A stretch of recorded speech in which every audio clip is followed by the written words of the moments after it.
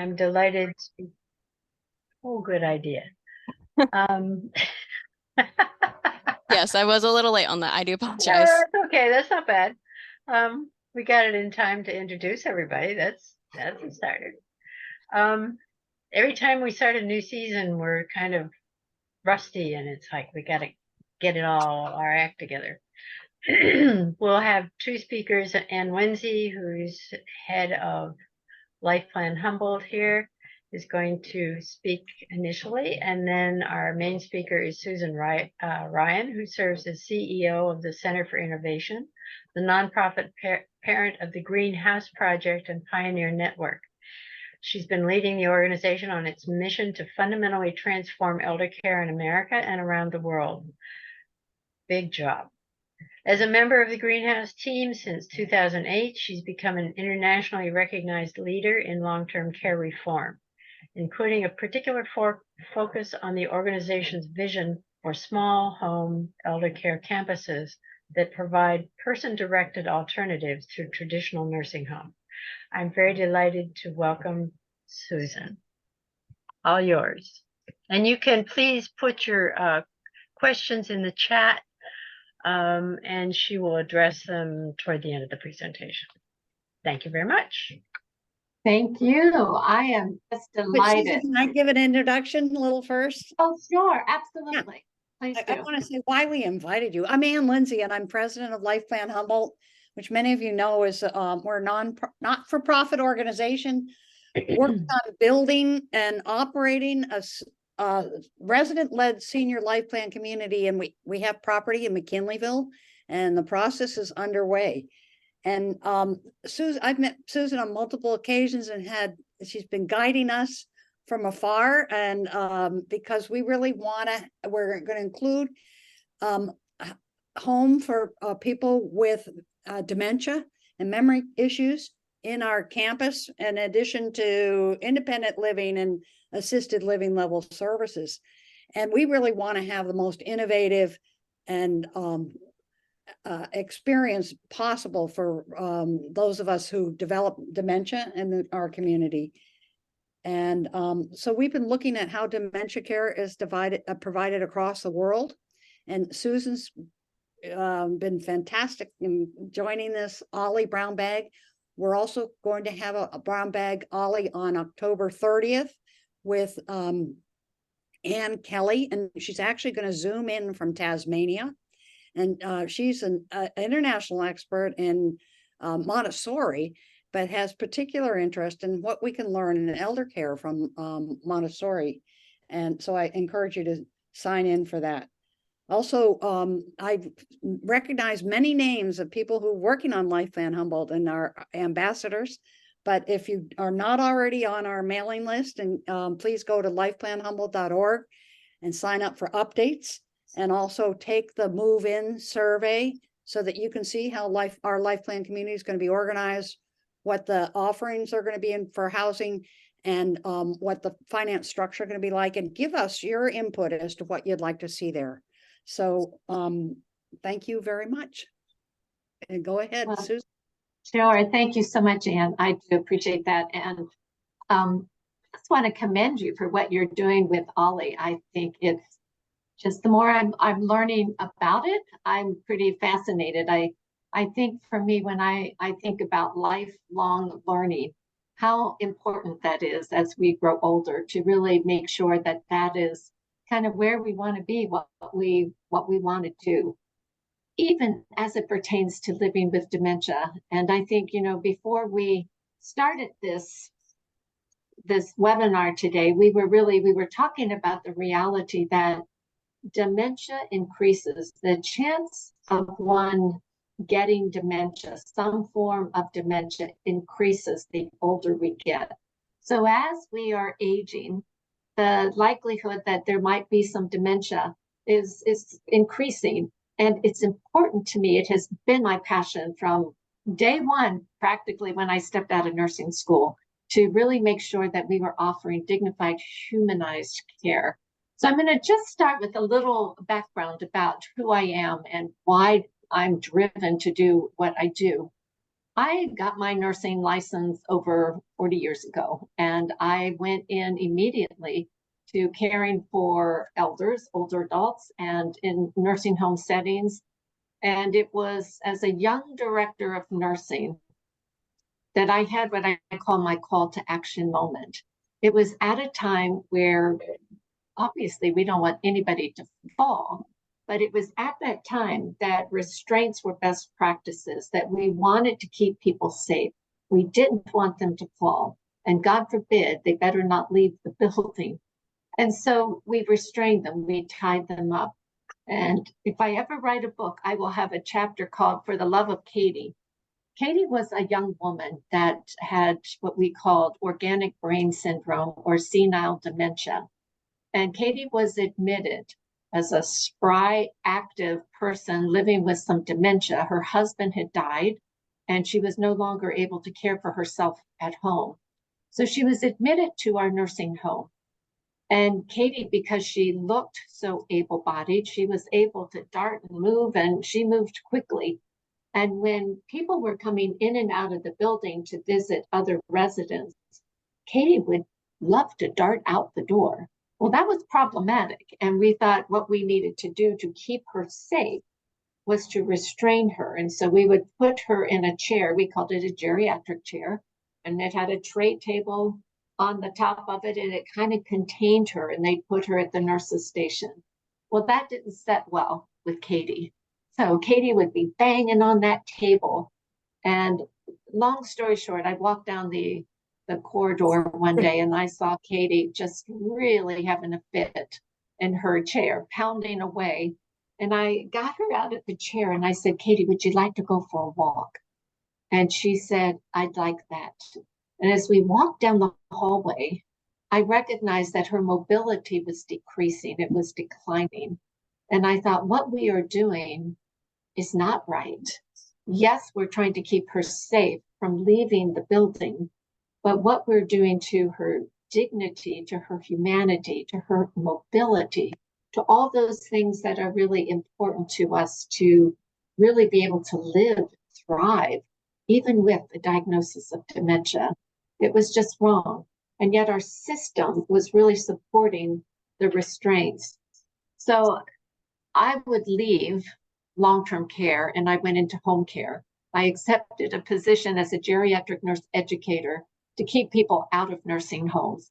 And let's create home and community-based services so that we can really enable people to be able to live in their own homes where they want to be. Well, that worked well for a while until the grant funding ended.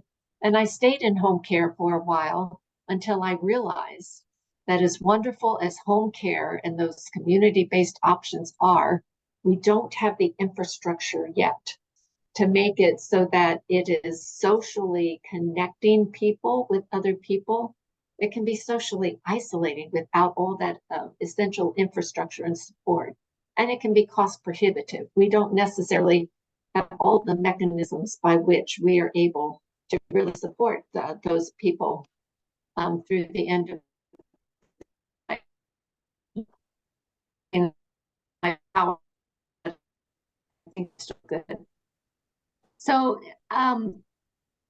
what I would do is I went back in 2001 to really reform long-term care. I said, we can't just hope that we're going to have a dignified home care solutions. We've got to have dignified long-term care solutions.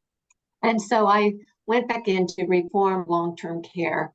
And in 2005, I heard about the Greenhouse Project.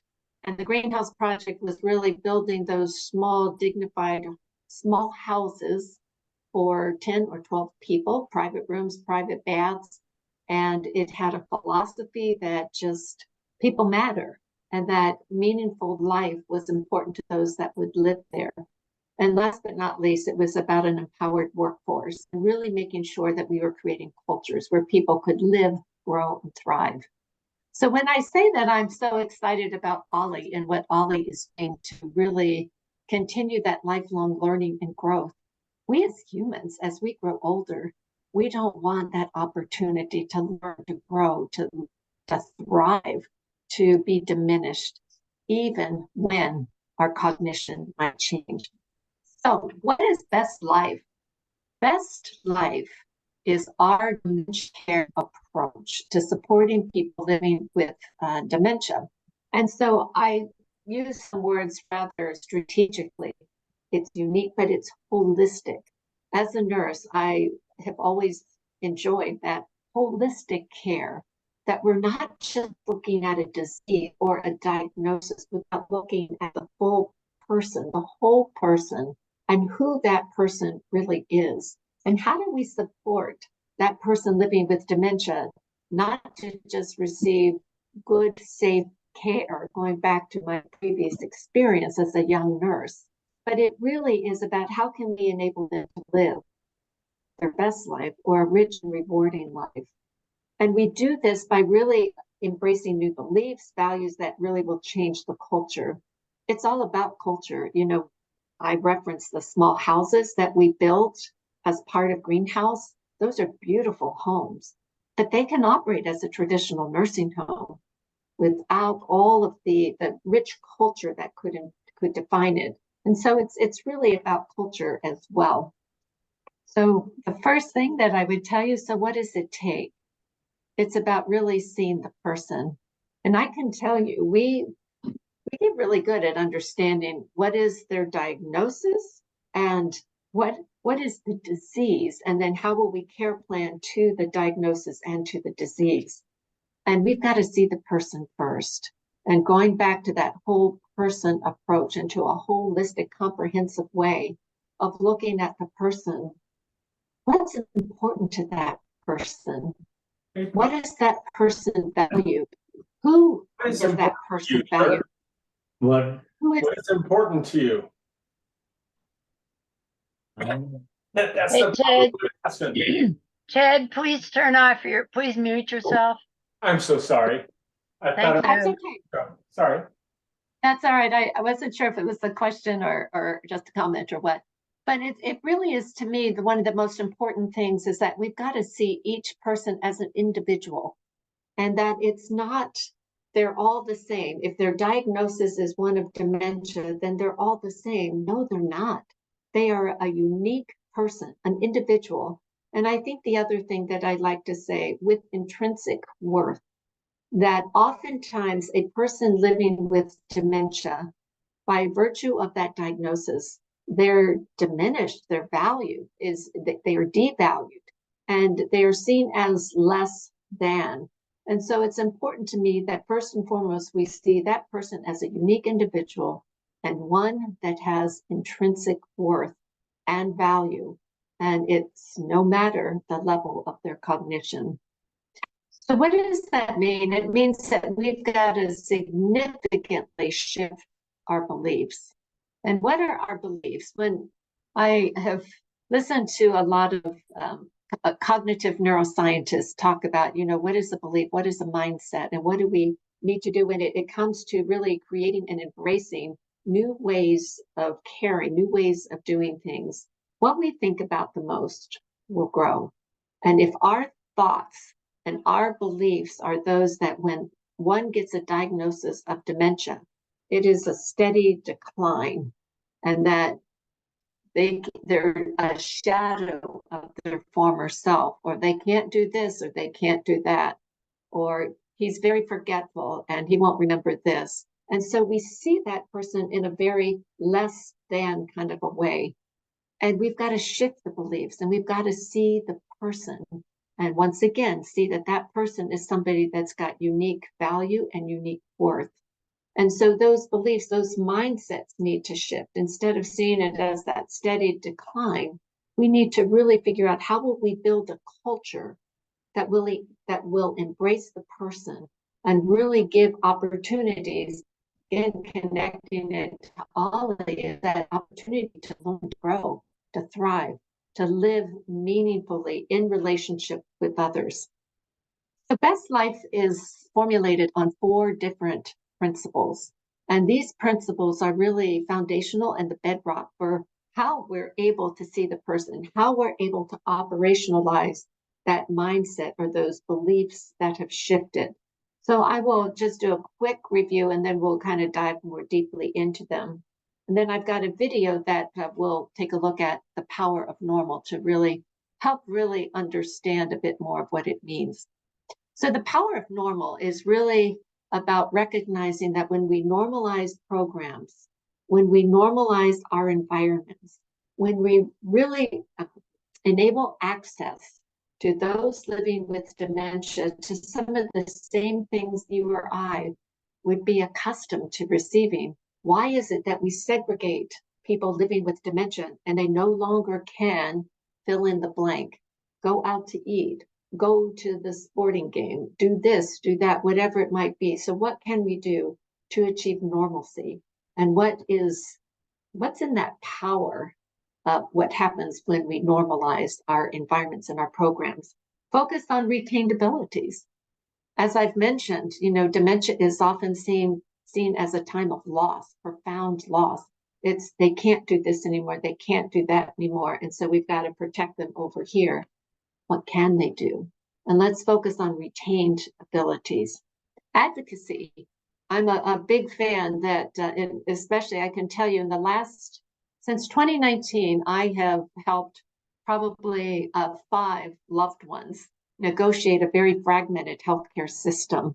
And I can tell you, especially when dementia is involved, those living with dementia, they need an advocate. And we need to consider advocacy as part of who we are and what we do to really try to reframe, reshape, and create better cultures that really help to support a person living with dementia to live their best life. And last but not least, the dignity of risk.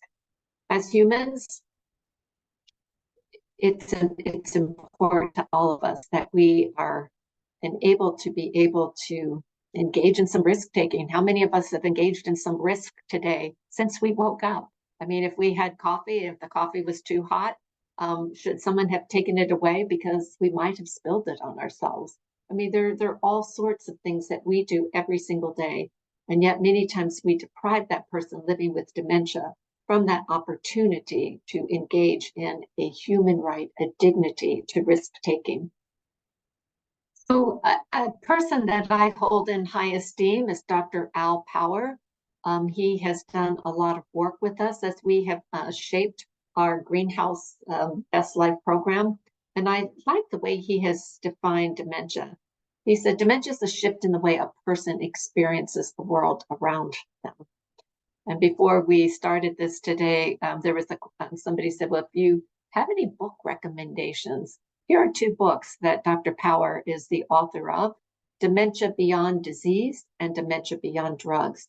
I've learned so much from him about really creating a humanizing care for people with dementia, and both of those books I would recommend. But I like what he has also offered to us, and we really include this in our education with our care teams. So do we hold people living with dementia to a higher standard than we do ourselves? So there's the person living with dementia, and then there's what you or I would be, the standard that we would hold ourselves to. So a person living with dementia, and the experience of Katie that I had early in my career, Katie was trying to elope. She would be called or labeled a wanderer, that she was exit seeking, that she was always trying to get out the door. What about you and I? Are we walking? Are we exploring? Are we bored? And we just need to get outside for some fresh air. And I can tell you during the pandemic, I might have been labeled as somebody that was a wanderer or exit seeking, as I was like, I've got to get out of my home office. I've just got to get the fresh air, and I've got to move. I've got to breathe. Being on Zoom all day was not exactly my idea of a good time. But think about that.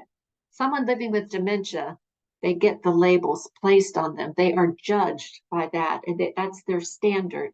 And then for us, we look at it a bit differently. And so it's trying to fully understand the person and what that person's behaviors trying to say to us. Speaking of behaviors, exhibit challenging behaviors. How many times do I hear nursing homes say, well, they've got a lot of behaviors? And when we're talking about greenhouse homes and our best life memory care, they'll say, well, what do you do when someone's got behaviors and they're challenging behaviors? And I get it. I've been there. I have definitely been on the operating side many, many times. I get it. And yet, what about you and I? How often do we feel anxious, restless, or frustrated? I have said to many people, I call the Greenhouse Project and the Best Life program, this is my retirement planning. I'm trying to create the future that I would want to be a part of. And if you try to make me stay in my room and forbid me from getting outside, being outside is really, really important. I'm going to be really restless. I'm going to be really frustrated. And I might be called a behavior. I might exhibit some things that would definitely get that label applied to it. So think about the standards once again and trying to understand. Even Katie, what was Katie trying to tell us? Was she unsure of where she was? Did she just want to get outside and get some fresh air? Being resistive or aggressive. Katie got resistive and aggressive with us. What about you or I? We don't like being locked up or touched by strangers. When I think about what happens in care homes across the country, when somebody living with dementia is needing some personal care, is needing to be showered and have some of those daily needs met, and it's a stranger that's coming in to touch, or in those locked units where many dementia special care units would have people living with dementia, you might see some resistance and some aggression. And that feels kind of normal to me when you think about it. They're being locked up. They don't understand exactly what's going on, and they're touched by strangers. And last but not least is sundowning. And I think, there are a lot of, the end of the day, you see a lot of what they call sundowning, where their dementia increases. So what about you or I? When we are forced into others' rhythms and it's uncomfortable to us, might some of that increase, some of that, the anxiousness, the anxiety. So it's something for us to think about as we want to provide dignified care for those living with dementia and really humanize our approaches, which again is what Best Life is all about. The power of normal, as I talked to you before, is really about making sure that we've got the opportunity, the rich culture, and I appreciated the slides, Mariana, that you showed us at the very beginning about how important it is to acknowledge the culture and the heritage of where we are and the land upon which we are. And really think about what are those things that we have to think about culturally speaking. The intergenerational picture in the middle, I just love that. To think that older people, those living with dementia, should not have contact with younger people, with children. It's just wrong. It's not the power of normal. And then that access to the things that are deeply meaningful. Gardening is something that I've learned so much about the power of a garden and the normalcy that occurs with being able to get your fingers in the dirt and doing those things that have been a part of the fabric of being human, number one, but certainly a part of some of our histories and heritages, and being able to get out there and do those things that are important. So I'm going to show you a video, and this video is the story. In 2019, I embarked on kind of a trip along with the Claude Pepper Center at Florida State University to really understand, so what happens when Best Life gets operationalized? And I visited 4 communities of greenhouse homes that had embraced the Best Life approach. And this is one of those videos in one of the sites in Arkansas. And she'll talk to you about what it was like to move her grandmother, who was living with some significant dementia, into a greenhouse home. And at the end of it, I'll talk about some of the points she makes that I think really, really hit on the power of normal. So please stop me if you don't hear sound, but it should be able to play. Here we go. So it was a long journey for my family. She lived at home with her diagnosis for about 4 years. And the last 2 years that she was at home, she sat in her chair and she didn't talk. You could try to talk directly to her, and she would sometimes talk back to you, but she was really not having any conversations. She got to where she would get up and go change clothes multiple times a day, but she had no quality of life.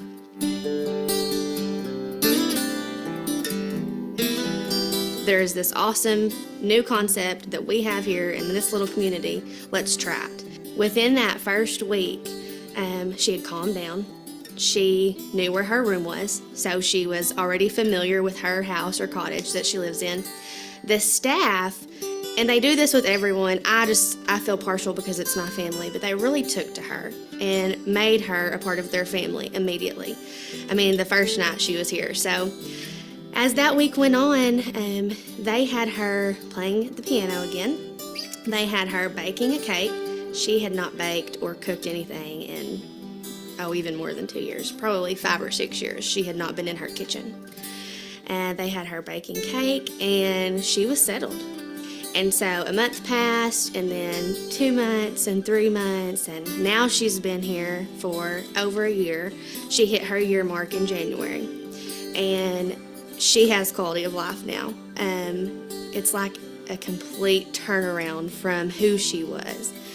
And we had a Shabazz who wasn't working in that house, but she had just had a baby, and so she had brought the baby up here just to show the baby off and visit, and she took him into my mama's house, and my mama just instantly fell in love. She wanted that baby, give me that baby, and she held him and rocked him and just sang to him, and just you would have thought that was her, with her sons when they were babies. The way that she was able to sing a song, it was like that baby brought back more of her. And so the Shabazz was so great. She just let her hold on to that baby for a really long time. I mean, it felt like an hour or more. And they just rocked and sang, and that made her entire day, from what she would remember. But it was just incredible how, because you can bring babies in and small children, and it does. You see that with dementia and Alzheimer's, like it'll trigger something. And it did for her that day. And that was her baby boy, and she was just rocking and singing. It was awesome. You're trying to fight, aren't you? You're trying to do that. This feels pretty good. Well, that's what they do sometimes. Yeah, you let your sister cry.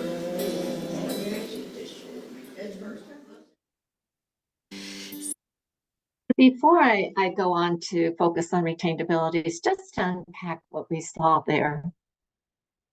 I think for me, what is most amazing, this is the woman that when she initially moved in, she wasn't able to construct a sentence whatsoever. And you can see as her granddaughter testified, she just kind of came alive again. And you can see the incredible interaction she was having with that baby. Now, here's the thing. There are some care communities that will have baby dolls, and they will say, oh, and they bring comfort, and you'll see people holding them and rocking them, and it brings a calm to them. And I can tell you this, that might be true, and I'm sure it is true, that it does bring a calm, that they can't distinguish whether that's real or it's not real, but we can. And the caregivers, they can. And so how they see that person, when they see her with a real baby, have a real connection, and that baby looking up into her eyes, that's the power of normal. When we're really able to capture something that is just meaningful to her, to us as humans, to be able to have that level of engagement. And so it's important to me that the more opportunities we have for those real relationships with pets, with nature, with people, as the focus on retained abilities is saying here, I think it's vitally important, but that's the power of normal as well. And we really advocate to ensure that there are systems and processes that enable, as you heard her say, the staff are able to bring in their children. This happens to be a set of greenhouse homes where the children would get on the school bus to go to school, and in the afternoon they would come to the greenhouse homes and they would visit with the elders in the greenhouse homes, those living with dementia, and really have kind of real relationships. These kids and the joy that it brings, the living experiences that it brings for those live there. That's the power of normal. When we really create our programs and environments to really create the systems, the structures to enable those types of engagement. The other thing she was saying, she had not baked a cake, she had not played the piano or done any of these things when she was at home. Home is the best place. There's a picture in there where she's dancing with her husband, and she wasn't dancing with her husband at home. He tried to get her out to church and to all the things that were important to her, but she felt safe. And there was something about home within that community. It's that power of normal, and those care partners really getting to know who she was as an individual with intrinsic worth and seeing her as somebody with possibility. And that is the focus on retained abilities. And to me, when they recognize that, oh, she was a baker, she was a homemaker. So let's see if she'd like to help us bake a cake. And indeed she did. And guess what? Her procedural memory was still intact, that she was able to do some of those things that she had always done as a homemaker.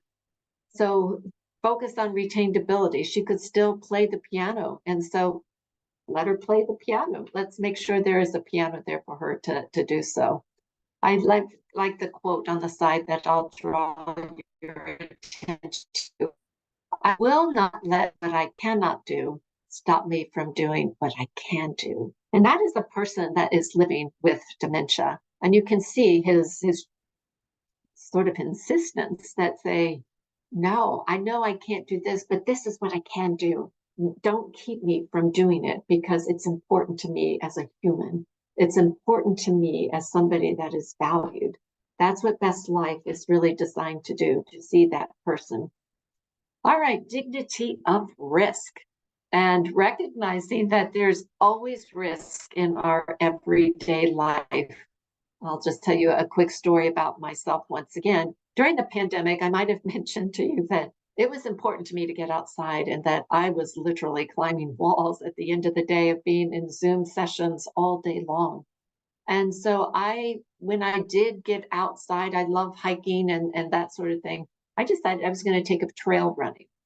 And I usually was just hiking, but I thought, oh, no, I need to run. I need to burn off some of this energy. And so that's what I did.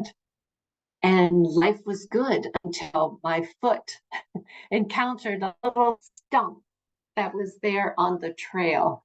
And it caught on it, and I fell and I fractured a hairline fracture, the radial head of my radius in my arm. And so it didn't need to have a cast on it or such. But my husband said, well, that's enough of your trail running. He said, I think we'll put an end to that. He said, I don't want to see you falling again. I'm like, oh no. Dignity of risk. It's I want to be able to keep doing the things that are important to me. And I'm obviously going to be careful. I'm going to be much more cognizant of the risk that's out there. But I don't want that taken away from me. I want to be able to engage in that. So what did I do? I got some nice hiking boots running hiking boots that are going to be a little bit safer than my tennis shoes that I was wearing.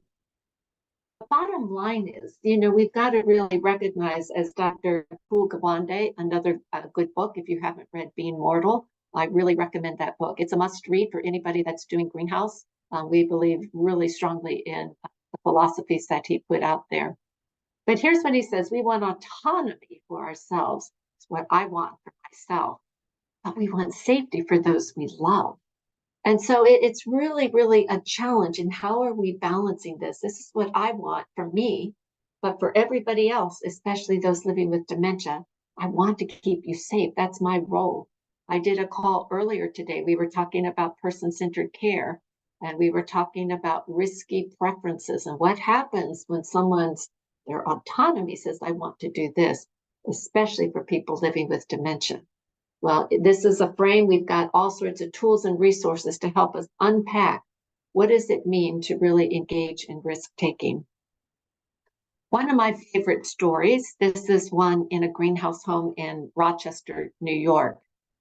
And you can see there is a motorcycle involved. And when you think of what might be characterized as a frail older person, especially someone that might be living with dementia, this is probably not a place that you would like to put a person that is living with some cognitive impairment. But the woman on the back of the motorcycle is somebody who's 90 years old, who is living with some cognitive impairment. She does have a diagnosis of dementia. But when she saw the gentleman pull up, and you can see there's a porch there, a screened in porch, and she was sitting there and she watched that person drive up. She said, oh, would I love to be on the back of that motorcycle. That would be so nice. I would feel like I'm living again. So rather than saying, no, that's not the place that somebody your age and with your diagnosis should be, it was determined that what do we need to do to make it happen? And so they got the necessary permissions and that sort of thing. You can see the gentleman in a blue shirt, that is the care partner in the home who said, I'm willing to do whatever I can to help this person get on the back of the motorcycle. The nurse to the right-hand side, as you're looking at the screen, she was there and she was also supporting. And so this woman had the ride of a lifetime. At 90 years old, she was able to experience something that brought sheer joy. And from what I tell, I wasn't there, but when she came back, she was the star of the show as she sat in there in the screened-in porch talking about what it felt like to be on the back of that motorcycle and what it felt like to be fully alive and experiencing such joy. That's what Best Life is really designed to do, is to really understand and embrace the dignity of risk-taking and how do we really balance that autonomy and safety. It's not that we're saying safety goes out the window. No, not at all. But what does it look like to really help us think differently so that we don't have this knee-jerk preponderance for safety at all costs, recognizing that by locking people up and depriving them of some of these things that are just part of being human, that we are really depriving them of some of the upside chances that they're going to have greater joy and experience of much greater outcomes and quality of life experiences. So advocacy, this is one that, we really felt was very important to put into our curriculum as we were thinking about Best Life. What do we need to really support our care teams, to really equip them with what they need to be able to best support a person living with dementia? And advocacy was something that we felt was important because not often do we really think of people living with dementia as people that really still have some opportunity to learn, to grow, to rehabilitation. And sometimes when someone has dementia, they say, oh, they probably won't participate in the rehab, or they won't be able to do this. They can't do that. Those are our limiting beliefs and the mindset that just keeps people here. And so it was important to us that we need to advocate for how that person is portrayed. And going back to a baby doll versus a real doll, I want to see our teams advocating to make sure they are having real relationships with not a fake pet, but a real pet. And that it's not a fake baby, a baby doll, but a real intergenerational encounter with children, with babies, to really, again, feel that humanity that's important to them. And, once again, just really making sure that we are doing everything we can to ensure that dignity is at the foundation of everything that we are doing. So this is one of my last slides, but it's one that I feel really, really important, that we can have a philosophy that is all about the person living with dementia that is living within our care homes. And that's a beautiful thing.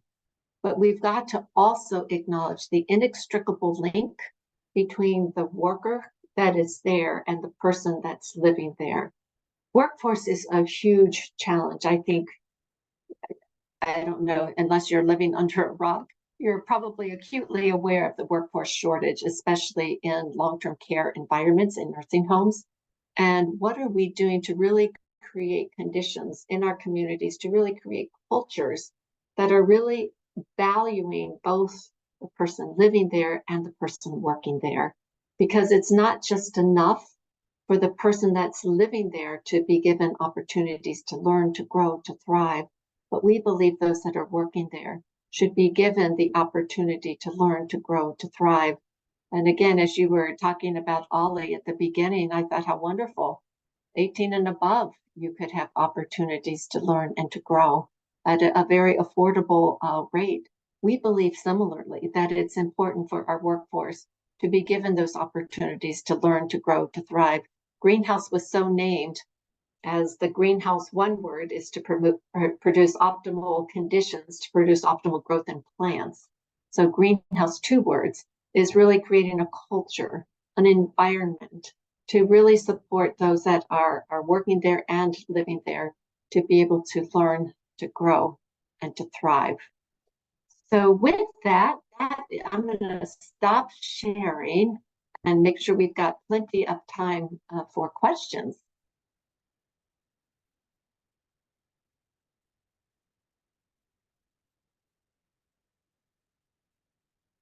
Oh, it looks like Al Powers has, you've read both of those books.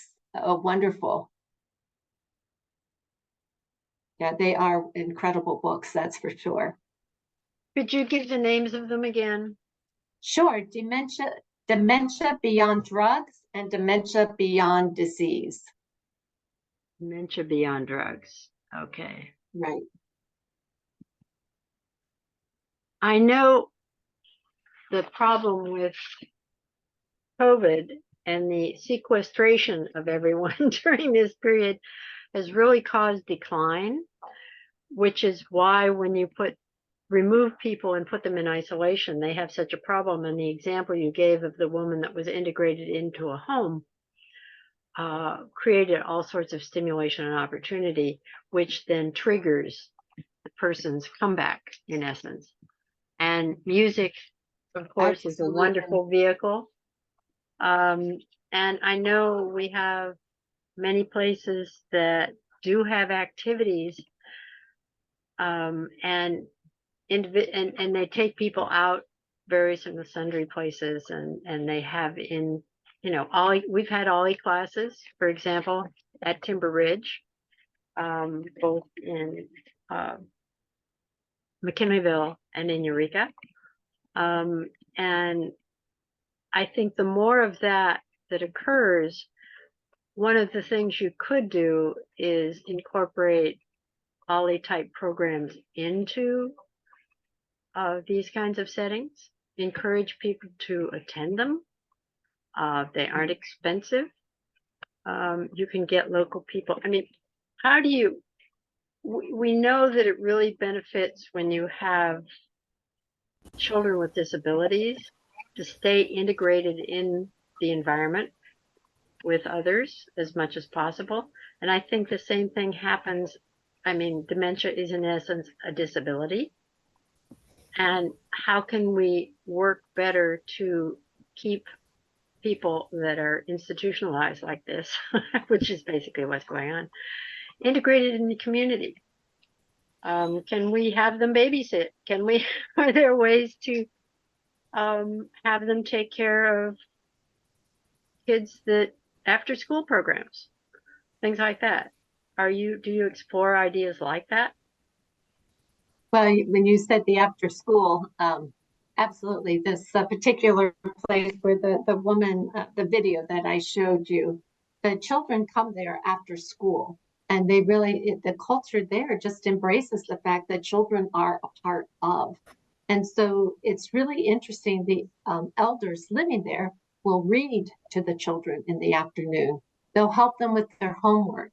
So the opportunity for reciprocity, to be able to give back, it's really pretty incredible. I'm going to tell you about a unique concept, and I'll put it in the chat. I'll spell it for you. It's a basho, and I've got a good friend, Emmy Kyoto. If you Google this, and I'll put Emmy's name in there too, I suppose. She has created an amazing program that really, what you're getting to, Jane, is really talking about the wisdom of elders and even those living with dementia, the opportunity for them to give back to community. And during the pandemic, I mean, they've got a cafe where it's run by the residents, and people living with dementia will come there during the day, and children will come there after school, and again, they're reading to them.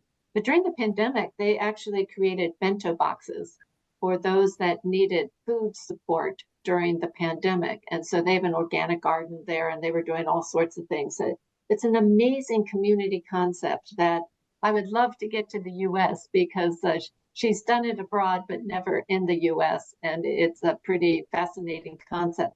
And I think there's a lot that we can do to really integrate into the greater community ecosystem. We should never be sequestered or segregated. Ann Lindsay, I'm going to build upon Ann's comment, to explain the home nature of greenhouse, because when you say to remain in community, our desire as humans to be socially connected to one another is strong. And it's really important, if we create these home environments, and these are real home, that's one of our core values, is a real home for 10 or 12 people, private rooms with their own private bath shower. And it's got a kitchen inside. It's an open concept. There's a hearth area. There's easy access to outside. It's like a home you or I would live in. And so there's something that it's not an institution. It is that real home. And it really is keeping people in community in a real home, connected to one another and supported by a universal worker. It's called a shabaz or shabazim, and it's a care partner that has been trained as a certified nursing assistant. But again, to the education and the learning and the growth, they're given 128 additional hours. So they will learn how to cook the meals for those in the home. They will really learn how to make sure that they are operating the home in the proper way, because these are licensed as skilled nursing homes. So they are regulated. So what do they need to know to be successful? And it's a very powerful model that really does embrace the concepts that are near and dear to all of us. It's learning, it's growing, and it's the intrinsic worth of people. Anne asks, how are the Shazim empowered? Lots of education, and I would tell you that empowerment is a function of leadership, and that it's leaders that really understand that it's about building a culture, that they really, how are we sharing decision making? How are we sharing problem solving? And those working closest to the elder, they need to be empowered. They need to have the support. They need to be equipped with education, the tools, the resources to best be able to help that person live his or her best life. Because it's one thing to say, we want you to enable this person to live their best life. We want you to know who they are. But if you haven't equipped them to know, and now what do I do with it? And if this is what they want, and I don't have access to give them what they want, then what am I supposed to do? So how are we really sharing power?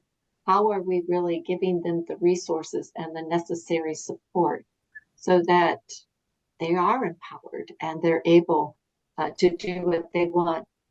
I'm sure everybody's familiar with Ritz-Carlton, and it's ladies and gentlemen serving ladies and gentlemen. And to me, there are oftentimes a lot of analogies that we can draw with Ritz-Carlton.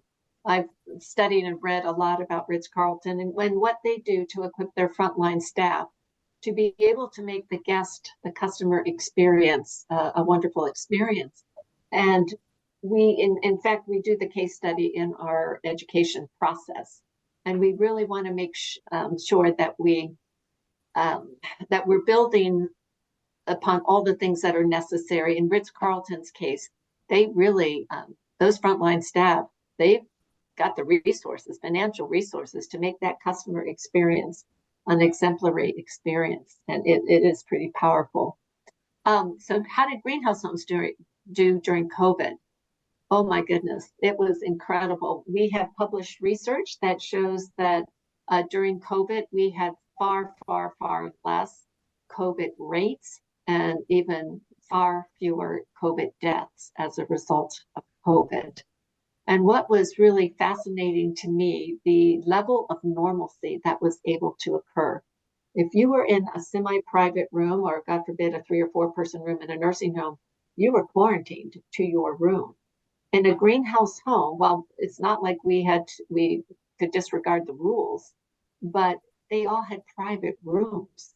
And so they were able to get outside because they didn't have to navigate the long corridors or go where their roommate was. They were able to get outside. They were able to experience sunshine, the fresh air, and all of those things. You had smaller environments, fewer people coming in and out, dedicated, consistent staffing. And so they did far, far better.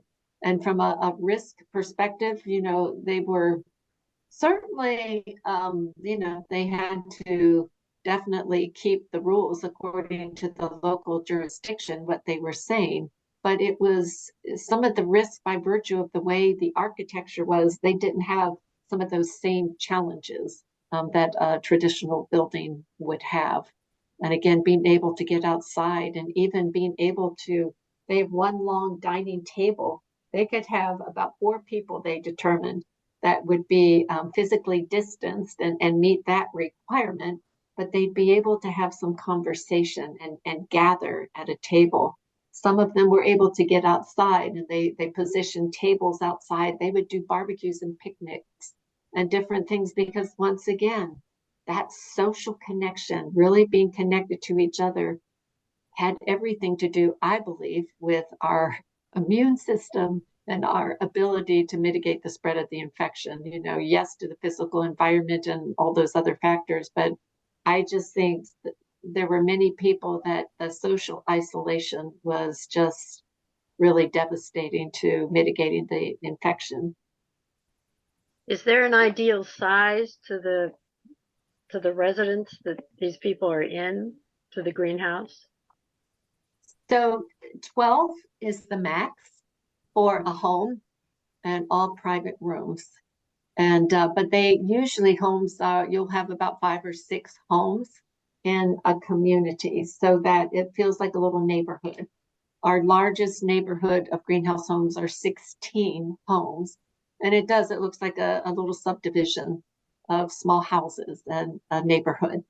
But again, each home is only 12 people within that home. Have you considered integrating like normal homes in and among those communities, among those homes, so that they have contact with kids and dogs and cats and normal activities? That's a great question. And in fact, so the picture of the motorcycle that I showed you, that is 2 homes that are integrated into a neighborhood where you or I live. And so they intentionally took it off the campus of where their senior living was taking place and put it into a regular neighborhood. And it was interesting. They were hoping that this would be kind of the norm. They had a 400 bed, if you can imagine, nursing home, and they wanted to put all their greenhouse homes into neighborhoods in the greater Rochester area. In fact, Chuck Schumer, you might know that name, had introduced a bill that was called the Community Integrated Nursing Care Home. It was the Cinch Act, and really wanting to see exactly what you said, Jane, is that could we get these homes integrated into the community or into a real neighborhood?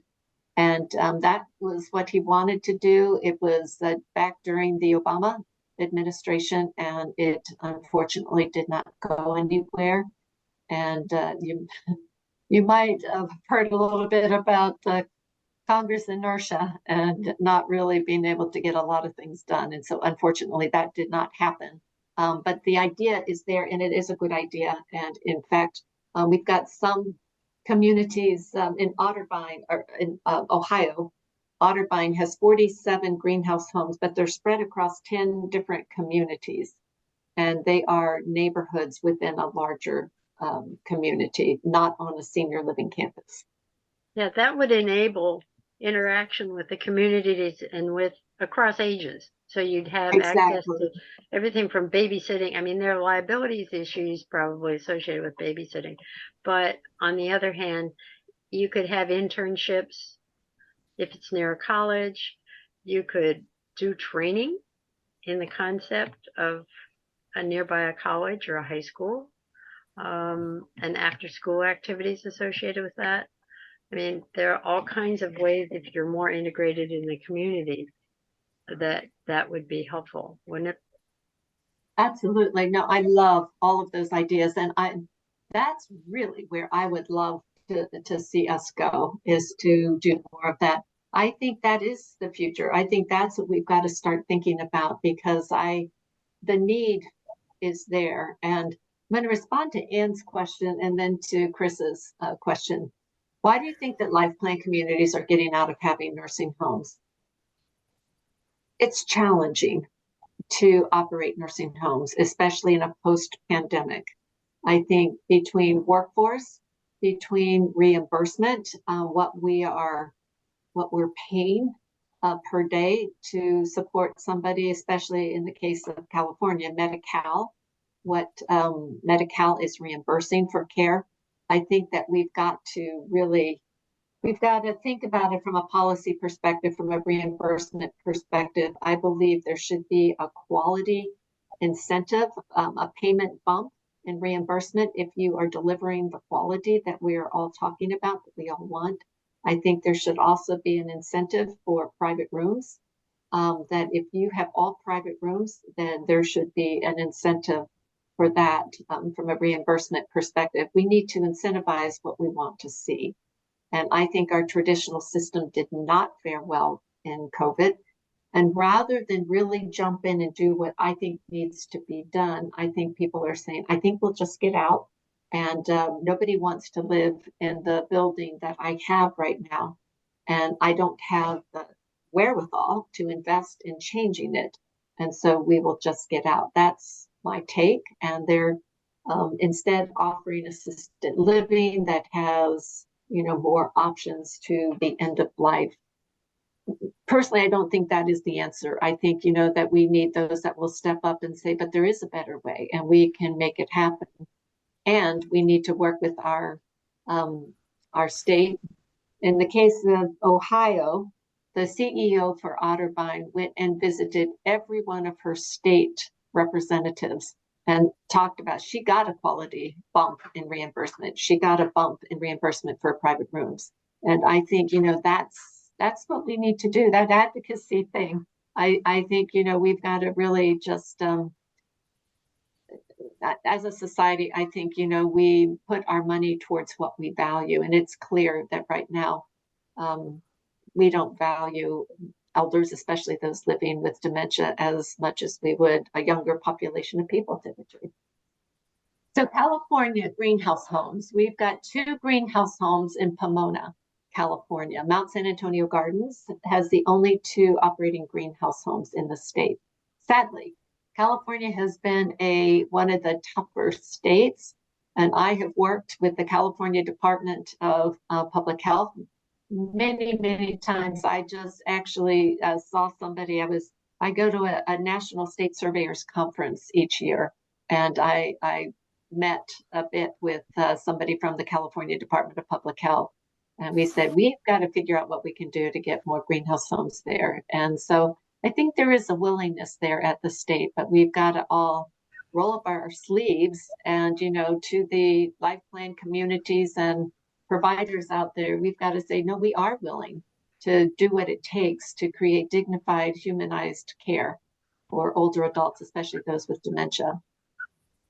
You have a diagram of any sort of the quote ideal greenhouse layout and programming?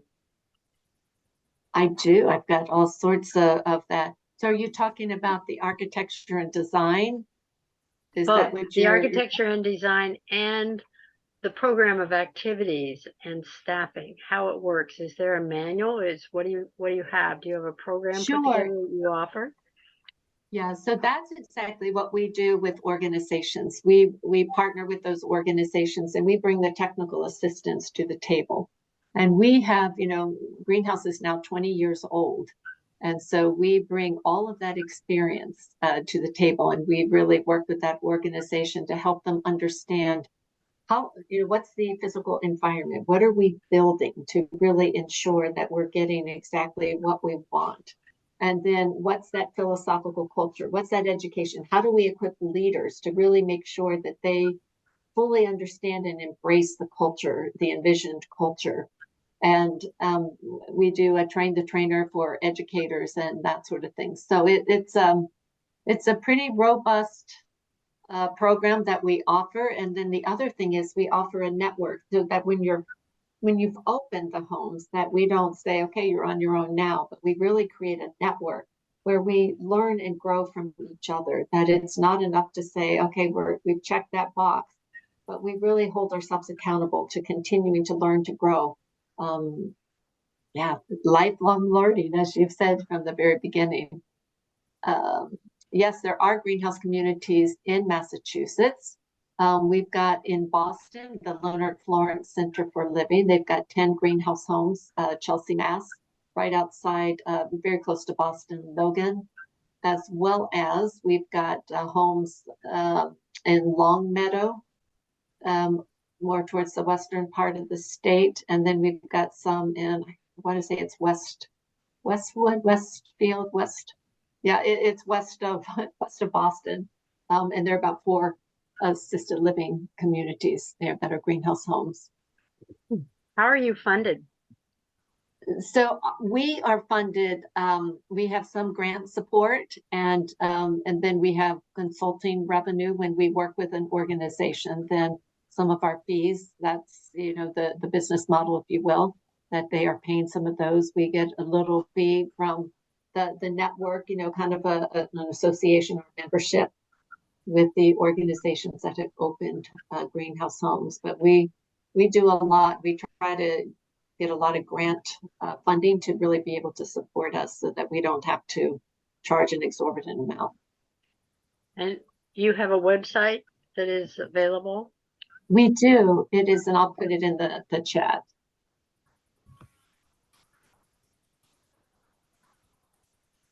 And do we have any other questions? So it's the greenhouseproject.org. Okay, that's great. Do you have any questions of us?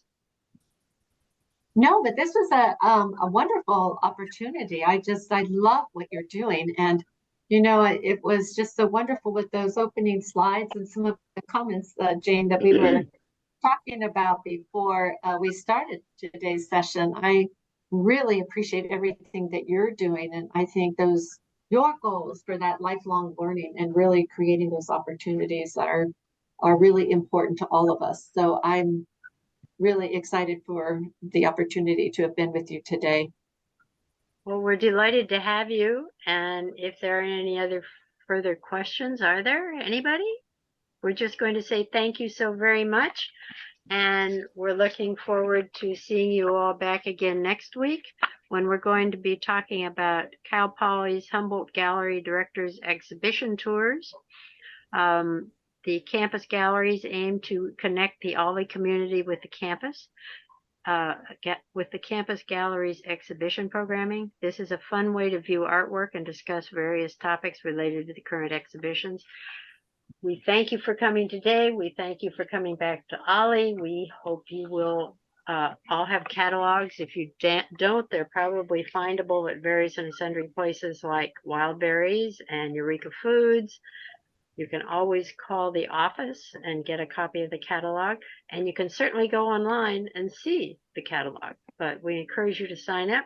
We need to get members back on board every year. We have to get our 1,000 every year, so we look forward to your staying with us, and tell your friends if they want to get an invitation to these. Obviously, they just need to become a member. And otherwise, they can always go online and find the programs for the brown bag lunches and, of course, all the courses. So thank you so very much. Have a great day, and we look forward to seeing you again. Bye-bye, everyone. Thank you. Thank you, Susan.